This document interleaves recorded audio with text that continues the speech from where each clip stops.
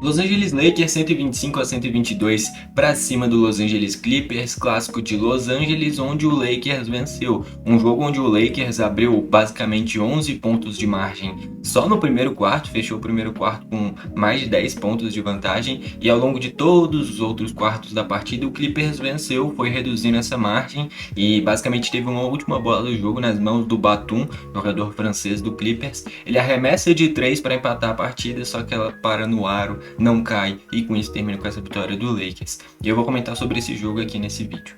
Só antes de destacar que eu tenho dois canais sobre NBA, que é o 21 NBA Club e o 42 NBA Club.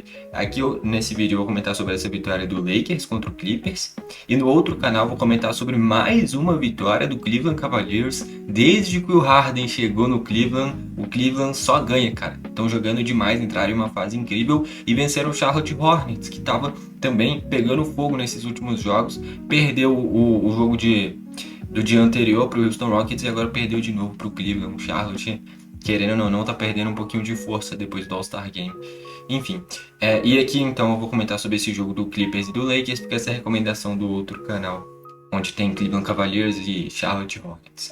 Tá bom? Destacar que eu tô fazendo esse vídeo 9h57 da manhã desse sábado e eu trago vídeo novo todo dia. Então já queria pedir para você me seguir e curtir aí o vídeo. Tá bom? Pensando ainda no torcedor do Lakers, eu separei uma caneca personalizada do Los Angeles Lakers. Você consegue colocar o nome que quiser, o número que quiser. Quem gosta, quem simpatiza com o Lakers, eu indico que dê uma olhada e link nos comentários. Bom, vamos começar aqui olhando pelo lado do Lakers, e o maior destaque foi o Doncic, uma partidaça, mais um grande jogo do Doncic. Ele fez dentro de 37 minutos 38 pontos, 6 rebotes, além de 11 assistências. Ele matou 8 bolas triplas. Cara, um jogaço do Doncic, jogo espetacular dele, sem dúvidas o nome da partida. O Doncic tá jogando demais, né? No Dallas ele já jogava muito, mas era uma franquia que não tinha tanta visibilidade, tanta mídia quanto o Lakers, né? E aí agora no Lakers, cada vez mais vem se falando do Doncic porque é uma equipe mais midiática. Mas enfim, o Doncic joga uma barbaridade, né, cara? E é o nome da partida, sem dúvidas. Depois dele, o Austin Reeves fez 29 pontos, além de pegar 6 rebotes. Muito bem no jogo também. Teve 4 de 5 nas bolas triplas, aproveitamento muito bom. Austin Reeves fazendo uma grande atuação. Ele que já jogou 32 minutos, né? E vem retomando o nível de minutagem dele, né? Ele que até pouco tempo atrás estava lesionado, desfalcou o Lakers por um bom tempo. E agora, voltando de lesão, já sendo titular nesse jogo, é importantíssimo para o Lakers essa presença do Austin Reeves. Antes da pausa para o All-Star Games, o Austin Reeves estava vindo do banco, jogando 20 minutos basicamente. Agora ele já jogou 32 e começando como titular. Então o nível físico do Austin Reeves cada vez mais melhorando. E o Lakers, que vai chegar nos playoffs, tendo o Doncic inteiro, tendo o Austin Reeves inteiro e tendo o LeBron inteiro, é um time que coletivamente pode até ser pior do que outras equipes. E é pior do que outras equipes. Só que você vai ter 3 caras em um nível altíssimo. O Doncic em um nível espetacular. O LeBron, que é um dos maiores jogadores da história, já tá mais velho, então não tem mais o mesmo impacto, mas ainda assim é um cara extraordinário, nível de liderança, nível de assistências. Tanto é que em pontuação o LeBron ficou abaixo, só que eu vou destacar a quantidade de assistências que ele deu. Daqui a pouco eu vou chegar lá. Então, você chegar em uns playoffs com o Luka Doncic, que joga um absurdo, talvez em quesito habilidade, seja o jogador mais habilidoso da NBA. É incrível o que o Doncic joga. Tem o Austin Reeves, que é um jovem ainda que joga uma barbaridade. E o LeBron, que é um dos maiores da história, que nem eu falei. Esse time pode até não ser coletivamente lá grandes coisas. Mas tendo esses 3 caras em uma fase decisiva, eles podem decidir a qualquer momento.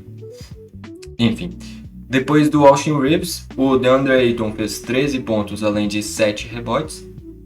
O LeBron fez 13 pontos, além de 11 assistências. O LeBron não fez um grande jogo, mas mesmo assim ele faz um duplo-duplo, contribui com as assistências. Enfim. E fechando os titulares, o Marcus Smart fez apenas 7 pontos. Só que desses 7 pontos, 3 vieram faltando menos de 2 minutos para o jogo acabar. Uma cesta importantíssima do Marcus Smart. O Smart é bom jogador, só que ele é muito irregular ainda. Eu já comentei algumas vezes aqui nos canais. O ideal para o Lakers é o Marcus Smart conseguir chegar numa média ali de 10 pontos 5 rebotes e 5 assistências. Ele fazendo isso, ele tá entregando perfeitamente o que eu espero que ele renda nesse time do Lakers. Ele não é um cara para ser protagonista, ele é um cara para agregar nesse time e fazer os outros jogadores jogarem. Então ele pegando alguns rebotes, dando algumas assistências e fazendo alguns pontinhos, é o que eu espero dele. Só que agora, quase 30 minutos de quadra, fazer só 7 pontos, pegar só 2 rebotes e não dar nenhuma assistência, é um jogo que o Marcus Smart fica devendo de novo, né? Principalmente quando não tinha o Austin Reeves, o nível de protagonismo dele era um pouquinho maior. Só que tendo a retomada do Austin Reeves, ele volta a ser mais um cara discreto, um cara para rotação nesse time. Só que nem eu falei, o Smart, o ideal seria que ele te entregasse regularmente 10 pontos, 5 rebotes e 5 assistências. Sendo extremamente realista aqui. Ou pelo menos 3 rebotes, 3 assistências por jogo.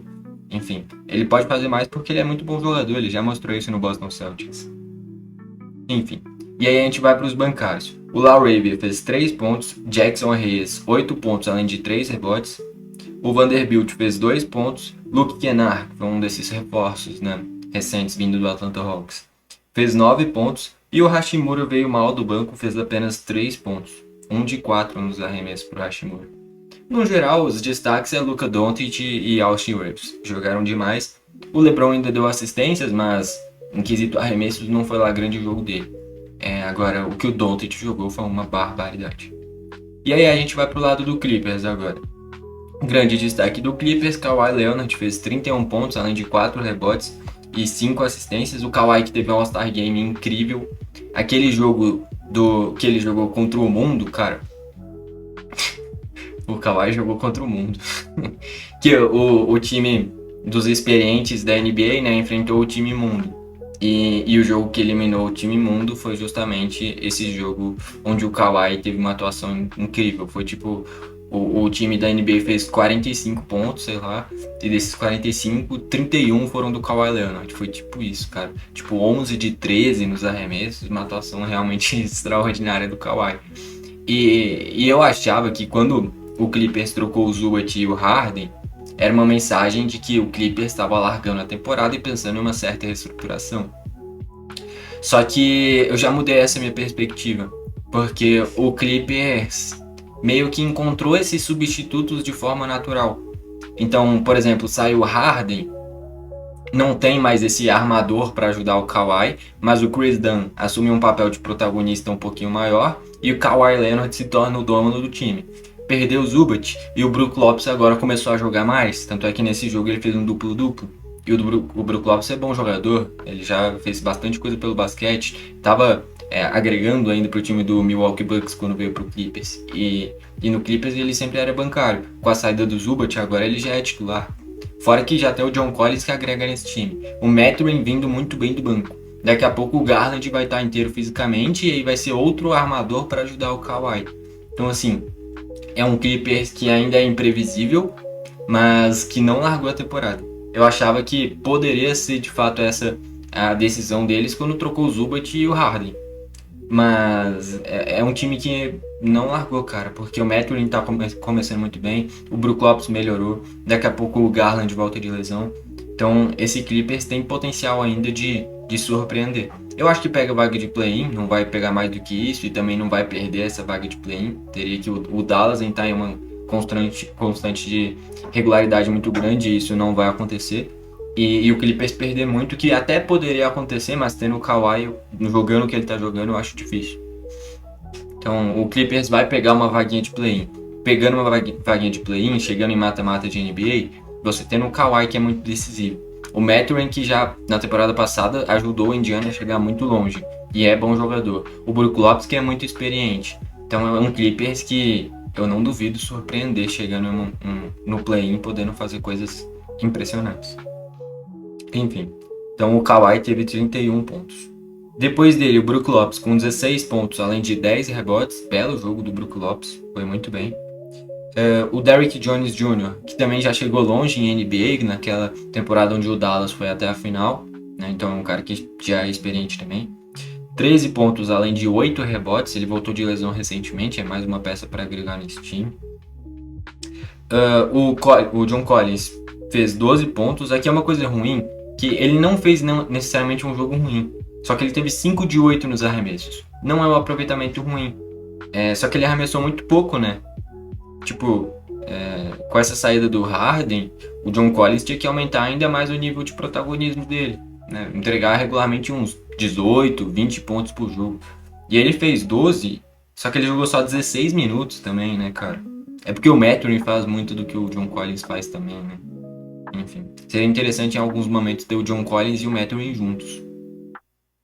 Enfim, e quando eu chegar no banco eu vou destacar tudo que o Mathurin fez. Jogou mais uma grande atuação. E fechando os titulares aqui, o Chris Dunn com 8 pontos, 5 rebotes e 8 assistências.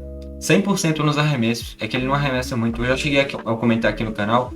O Chris Dunn é o Josh Hart de Los Angeles, né? Pelo que o Josh Hart entrega no Knicks, dá pra fazer essa comparação com o Chris Dunn no Clippers. Não é um pontuador nato, mas é um cara que vai te entregar os rebotes e principalmente agora as assistências, né? Com essa saída do Harden, que nem eu falei. Esse papel de criação do Chris Dunn é aumentado, é potencializado. E aí a gente vai para os bancários. O Mathurin fez 26 pontos, além de 7 rebotes, além de ter sido ejetado também, ele foi expulso. Mas 26 pontos, cara, além de 7 rebotes. Na partida anterior, o Mathurin, eu não tô me lembrando contra quem foi agora. Não sei se foi o Phoenix Suns ou quem foi. O Mathurin beirou 40 pontos, tinha feito acho que 38 no último jogo do Clippers, onde o Clippers venceu. Então o Mathurin é um início extraordinário com a camisa do Clippers. E ele é muito bom jogador no geral, né? Enfim, grande jogo dele. O Batum ficou zerado e ele teve a chance do arremesso final, que eu falei no início do vídeo, para o Clippers empatar, mas não caiu e com isso o Lakers venceu. O Niederhauser fez 6 pontos e o Jordan Miller fez 10 pontos, além de 4 assistências. No geral, uma vitória do Lakers que vai muito na conta da atuação do Luka Doncic e também do Austin Reeves. E do lado do Clippers, o Kawhi fez um grande jogo. O Brook Lopes cada vez mais aumentando o nível de protagonismo dele. E o Mathurin com um início extraordinário. O Clippers perdeu, mas não é por isso que é para se criar crise, falar que é um time que é horrível, muito pelo contrário. Está sabendo lidar muito bem com a saída do Harden e do Zubac. É um Clippers que me impressiona. Porque está lidando muito bem com a perda de um grande jogador como é o Harden e a perda de um grande pivô como é o Zubac. E é interessante ver como que vai lidar com essas trocas, porque são trocas que mudam muito do que se espera em relação ao Clippers. E do lado do Lakers, foram poucas mudanças. Basicamente só trocou o Gabe Vincent pelo Luke Kennard. Você trocou um bancário que não estava jogando nada por um bancário que vai te agregar mais. Só. Então, essa janela de trocas do Lakers não mudou basicamente nada. O que foi importante foi essa pausa do All-Star Game para o Austin Reeves voltar mais inteiro fisicamente, né? No geral, um jogo onde o Lakers abriu uma margem grande no início, o Clippers foi cortando ela o jogo inteiro, teve a chance do empate no final, só que caiu nas mãos do Batum. Se tivesse nas mãos do Mathurin pelo jogo que ele fez, ou até mesmo do Kawhi Leonard, provavelmente essa bola teria caído e esse jogo iria para prorrogação. Só que caiu na mão do Batum, que ficou zerado no jogo. E naturalmente ele ficou zerado e ele errou o arremesso. Com isso, o Los Angeles Lakers sai com a vitória. Bom, foi esse o vídeo. Valeu e falou!